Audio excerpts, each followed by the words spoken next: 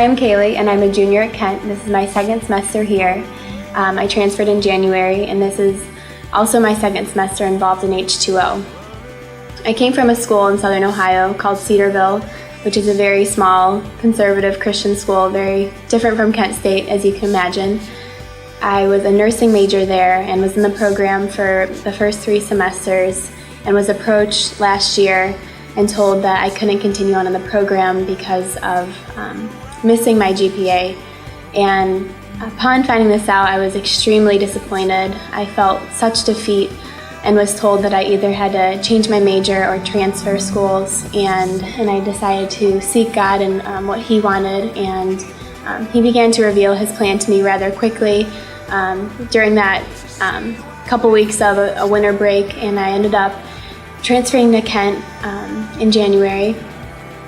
And coming to Kent, I was really nervous. I was anxious, scared. I was lonely. I didn't have friends here. I was leaving all my best friends at Cedarville and just really unsure as to why God was wanting to bring me here other than for the nursing program. And coming here, I knew I wanted to get involved in a campus ministry.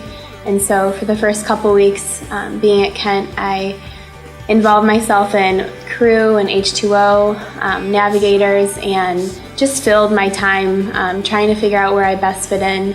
And it was one Sunday morning that I went to H2O and heard Matt McClure speak and was just blown away by H2O's community and their mission of just being a church for our journeys, and also heard an announcement about a summer program called Leadership Training, and it was basically talked about as an opportunity to spend your summer in a different place and work and be in community with believers, but also just be trained as a Christian and as a leader, maturing in your faith and just transforming our vision of what life is and what God has intended.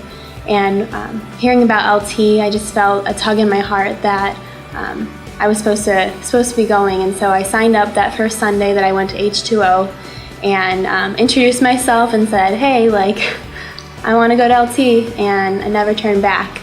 So that was in April. May 28th came around, and that's when we left. And I was nervous but more excited. Even at that point in May, I really didn't know many people. I knew the McClures and the Slacks and Becca Teft from a couple awkward encounters, but other than that, I didn't know many people. And so going to Colorado, I worked in the food service department full-time, which is as glorious as it sounds. And outside of work, I spent time with the community that I was in, being built up by them and challenged by them. We had something called a project day every week, once a week, and we were put in projects with different people from different churches.